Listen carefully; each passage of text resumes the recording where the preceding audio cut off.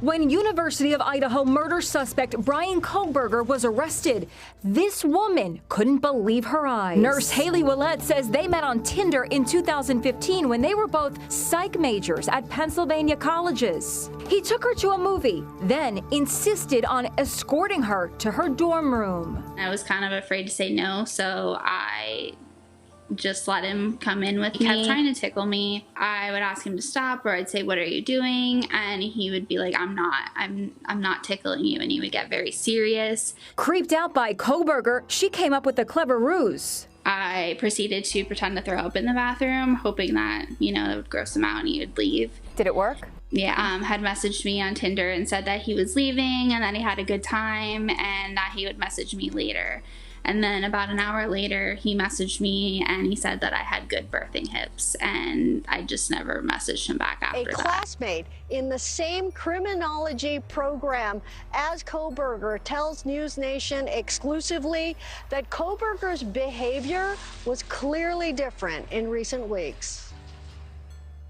Bryan seemed like he was on the knife's edge between exhaustion and burnout, and at the time it was extremely difficult to tell which was which. Like most others, Roberts learned on Friday that his graduate classmate in criminology may be the criminal behind 4 stabbing deaths. It was very odd realizing that I just spent the last couple months sitting opposite in class to somebody who has such heavy allegations against them. The Washington State campus in Pullman is just a short drive away from the University of Idaho campus in Moscow. I did notice that he became a little chattier.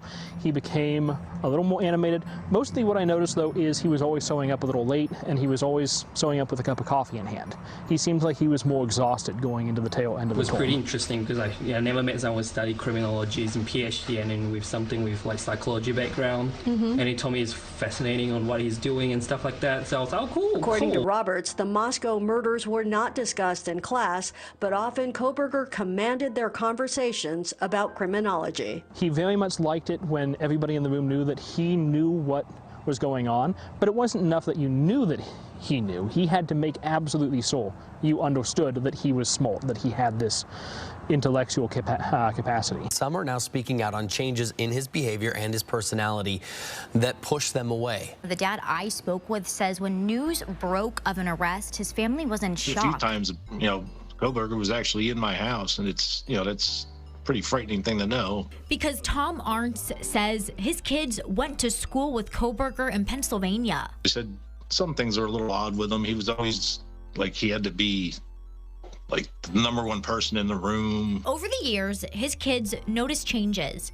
Tom says he used to be around 300 pounds, then lost a lot of weight, and that wasn't the only difference. My son said he changed a little bit and he got pretty aggressive with him and mean to him and stuff, and my son broke off relations with him. He just never seen him anymore. The last time the Arntz family saw him was when Kohberger was working as a security guard at a local school a couple years back. When we talked to him there, everything seemed, normal. He was polite and everything. It was very, very weird to hear this. And stuff. Tom adds he was smart.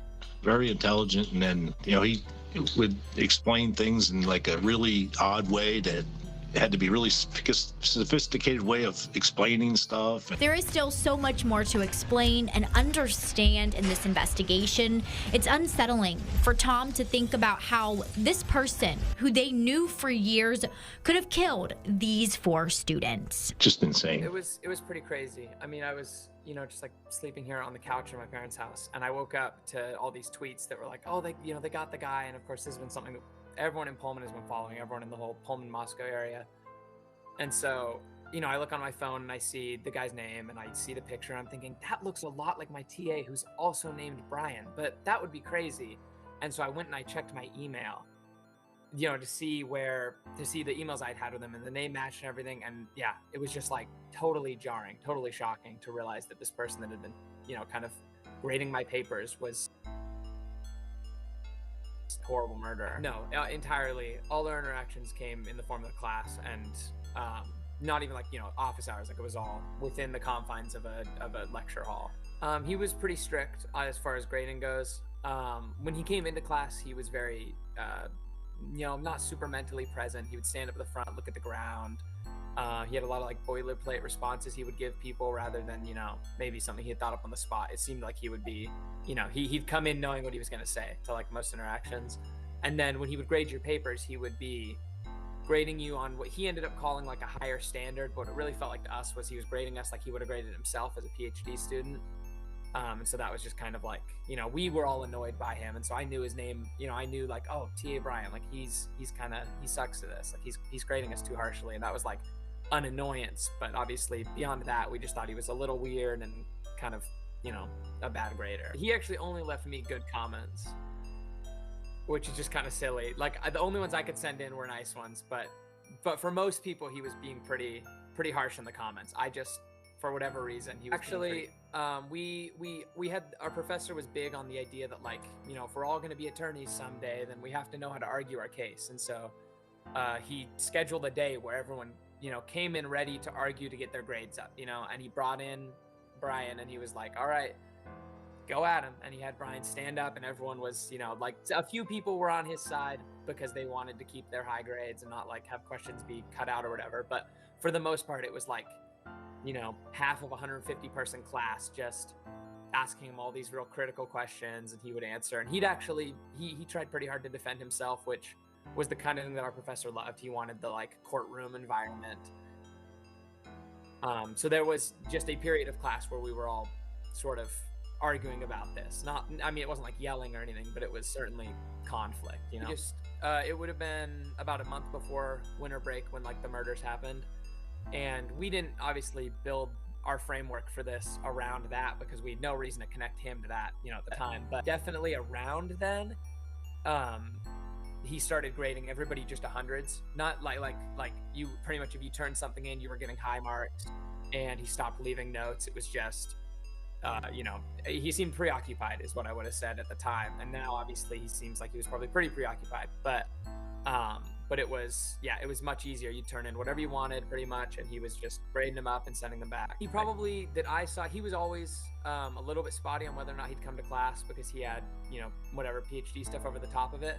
But the couple times that he did come after or around that time period, I remember him, he had like a little bit more facial hair, just like stubble, but definitely less like well kept than he was. And he was a little quieter. He used to stand up at the start of class and like talk about some stuff sometimes, and this time he didn't really do that at all. He was definitely, I think, like the previous like mental preoccupation that we had been noticing, where it was like, he didn't really want to be there. That was at like an all-time high, and he just, didn't look like he was doing great. Our affiliate in Pennsylvania, speaking with a man who some years ago, he ran with Kohberger on a regular basis. Listen to his reaction to the news that Kohberger was arrested and charged for these murders in Moscow, Idaho.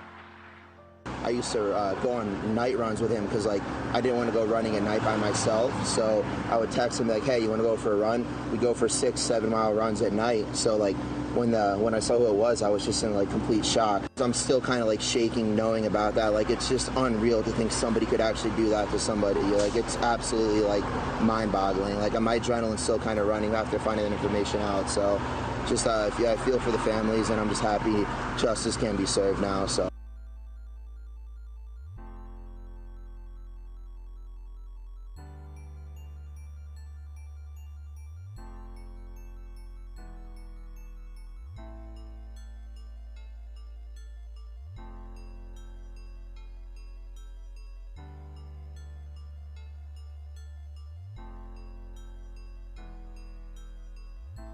Days after the Idaho killings, Bryan Kohberger made it to a routine medical appointment. On November 17th, Kohberger arrived at his appointment in a black North Face jacket and was so friendly with staff members that they took notice. The receptionist at the office, who declined to give her name because discussing the interaction might violate medical privacy laws, said Kohberger's behavior prompted her boss to comment. She said, "He's so nice and charming. She never says that to anybody," the receptionist told Insider. I was like, yeah, he really was. He scheduled an ordinary follow-up appointment for the spring semester. From Jack the Ripper in the late 1800s to the sniper killings in 2002, and from the Zodiac killer in California to the BTK killer in Kansas, all of them seemed to live a normal life. seemed to be the last one you'd expect. I guess what I'm saying is, you just never really know. I'll see you in the comments, beautiful people.